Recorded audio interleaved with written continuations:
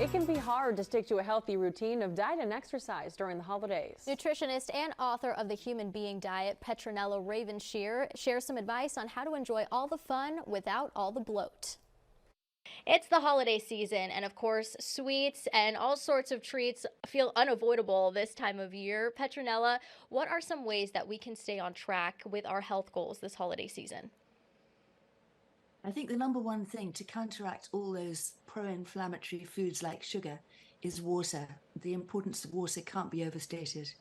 Wow. And so I know as well, a lot of people tend to throw their diet and exercise out the window or maybe take a break for a little bit. I know New Year's resolutions is when they start back up in January.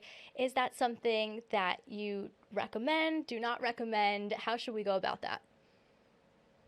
I do recommend that because really the holiday season is a time for celebration and spending time with the people that we love.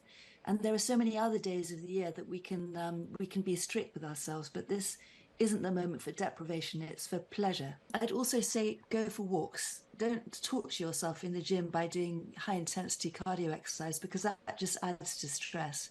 But walking is very good for our digestion. It's a natural anti-inflammatory. So water and walking, we beat ourselves up so much, don't we?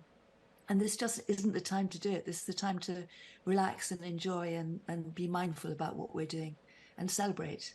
A lot of times people say everything in moderation. How should we go about with enjoying those sweets, but making sure that we're not overindulging? So a really good tip is let's be mindful when we're eating. Let's be mindful when we're enjoying those treats. So rather than just wolfing them down, let's really savor every mouthful and enjoy what we're doing. And that also has the effect of improving our digestion. So we're less likely to get so bloated. And I know a lot of people tend to sometimes change up recipes, add some little alternatives in there. What do you recommend when it comes to going about that? Yeah, I'm not a great one for substitutes, I must say, but I do try and avoid gluten. Some of the particles of the proteins that we escape into the bloodstream, and that makes us very inflamed and it can make us quite depressed as well as bloated.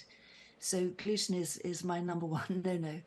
And so what do we substitute instead of gluten if we're making, let's say, cookies? If we do a gluten-free cookie, what is that we opt in instead? Almond flour is really good because it's high in protein as well, and it's got good fat in it, and it's low carb. So it's a win-win-win. Oh, absolutely. I'm all for a win-win-win, something that tastes good, but you also feel it's healthy for you. Where can we go for more valuable information like this? Thank you so much, Lauren. Well, the second edition of my book, The Human Being Diet, was just released and it's available on Amazon. And there is also an HBD cookbook, which accompanies the first book. And really, The Human Being Diet is all about empowering people to take their health back into their own hands and knowing that we can overturn things like headaches, lack of energy, joint pain, bloating. All those things can be addressed with a change of diet. Absolutely. And as the year is wrapping up and we're starting a new year, I think this is the perfect time to pick up a book like this and start something new. And you've heard it here first. Enjoy the holidays. Don't be afraid to touch some of those sweet treats. Thank you so much for joining us today.